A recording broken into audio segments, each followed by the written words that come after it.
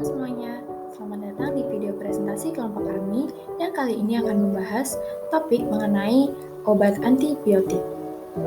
Kami dari program D3 Farmasi Sekolah Vokasi Universitas 11 Maret dengan senang hati mempersembahkan informasi yang menarik dan penting tentang obat yang telah menjadi pilar utama dalam perang melawan infeksi bakteri. Jadi, tanpa menunggu lebih lama lagi, mari kita saksikan bersama video presentasi dari kelompok kami.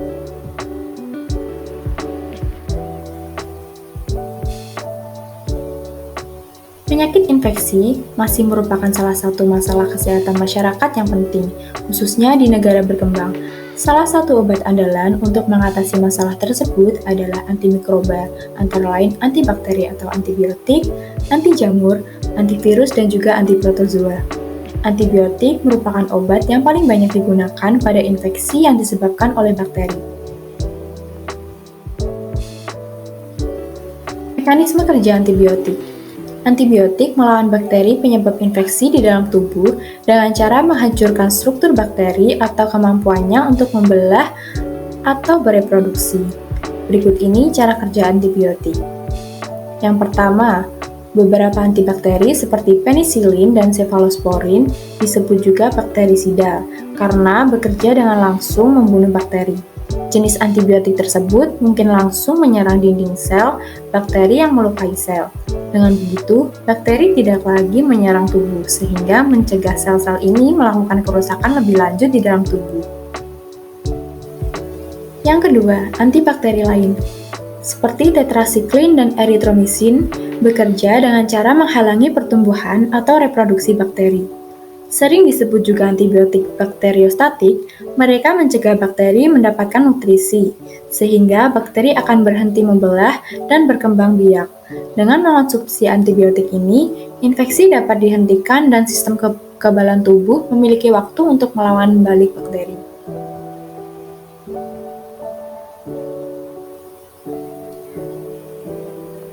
Penggolongan antibiotik.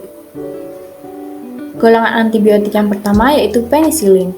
Penisilin merupakan antibiotik yang dapat membunuh bakteri dengan mencegah pembentukan dinding sel.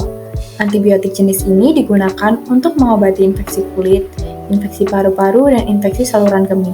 Contoh obatnya yaitu penisilin dan juga amoksisilin. Yang golongan kedua yaitu makrolida. Makrolida merupakan antibiotik yang bekerja dengan cara mencegah bakteri berkembang biak dengan menghalangi bakteri membuat protein. Antibiotik jenis ini biasanya digunakan untuk mengobati infeksi paru-paru. Contoh obatnya yaitu azitromisin dan eritromisin.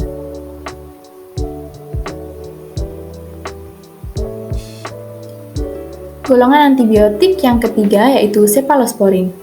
Cefalosporin merupakan antibiotik yang membunuh bakteri dengan cara mencegahnya membentuk dinding sel. Antibiotik jenis ini biasanya digunakan untuk mengobati infeksi seperti meningitis dan septikemia. Contoh obatnya yaitu cephalexin dan levofloxacin. Golongan antibiotik yang keempat yaitu fluoroquinolones. Fluoroquinolones adalah obat spektrum luas yang membunuh bakteri dengan mencegahnya menciptakan DNA. Kelompok obat-obatan ini digunakan untuk mengobati penyakit seperti infeksi saluran pernafasan dan infeksi saluran kemih. Contoh obatnya yaitu ciprofloxacin dan levofloxacin.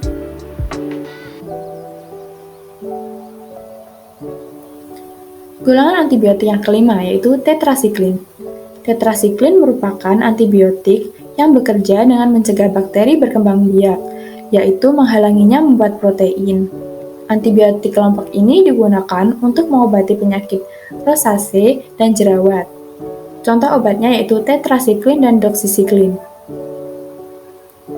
Golongan antibiotik yang keenam yaitu aminoglikosid. Aminoglikosid merupakan antibiotik yang dapat mencegah bakteri berkembang biak dengan menghalanginya membuat protein. Obat-obatan ini cenderung hanya digunakan di rumah sakit untuk mengobati penyakit yang sangat serius seperti septikemia. Contoh obatnya yaitu gentamisin dan tobramycin. Penggunaan antibiotik yang tidak tepat menimbulkan beragam masalah. Hal ini merupakan ancaman global bagi kesehatan, terutama dalam resistensi antibiotik. Resistensi antibiotik terjadi karena penggunaan yang meluas dan tidak rasional. Beberapa faktor yang mendukung terjadinya resistensi adalah penggunaan yang terlalu singkat, dosis yang terlalu rendah, diagnosis awal yang salah, indikasi yang kurang tepat, misalnya infeksi virus dan penggunaan antibiotik tanpa resep. Resistensi adalah kemampuan bakteri untuk menetralisir dan melemahkan daya kerja antibiotik.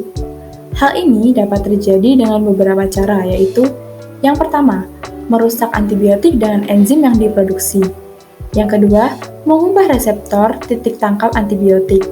Yang ketiga, mengubah fisik kimiawi, target sasaran antibiotik pada sel bakteri. Yang keempat, antibiotik tidak dapat menembus dinding sel akibat perubahan sifat dinding sel bakteri.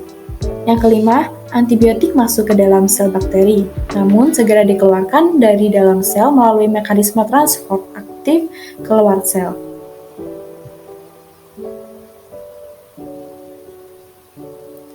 Pencegahan resistensi antibiotik. Yang pertama yaitu gunakan antibiotik dengan bijaksana. Hanya menggunakan antibiotik saat benar-benar diperlukan dan sesuai dengan arahan dokter. Yang kedua, ikuti dosis dan jangka waktu yang direkomendasikan.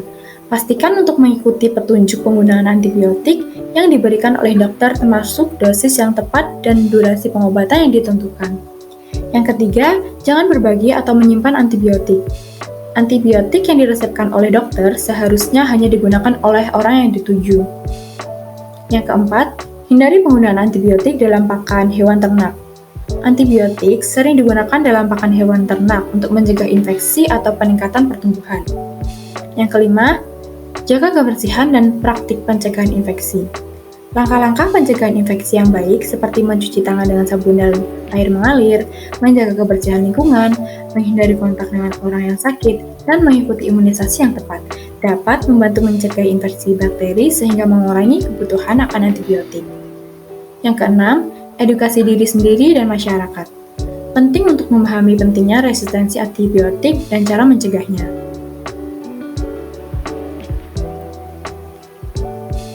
Hal yang harus dilakukan jika mengalami resistensi. Yang pertama, konsultasikan dengan dokter. Jika Anda mengalami infeksi bakteri dengan merasa bahwa antibiotik yang biasa Anda gunakan tidak lagi efektif, penting untuk segera berkonsultasi dengan dokter. Mereka dapat mengevaluasi kondisi Anda, melakukan tes laboratorium jika diperlukan, dan meresepkan antibiotik alternatif yang lebih sesuai. Yang kedua, tes kepekaan antibiotik. Dokter dapat melakukan tes kepekaan antibiotik untuk mengidentifikasi antibiotik mana yang masih efektif terhadap bakteri penyebab infeksi Anda. Yang ketiga, pilihan antibiotik alternatif. Jika terbukti bahwa bakteri yang menyebabkan infeksi Anda resistensi terhadap antibiotik tertentu, dokter mungkin akan meresepkan antibiotik alternatif yang masih efektif. Yang keempat, menghindari penggunaan antibiotik yang tidak perlu. Yang kelima, pencegahan infeksi.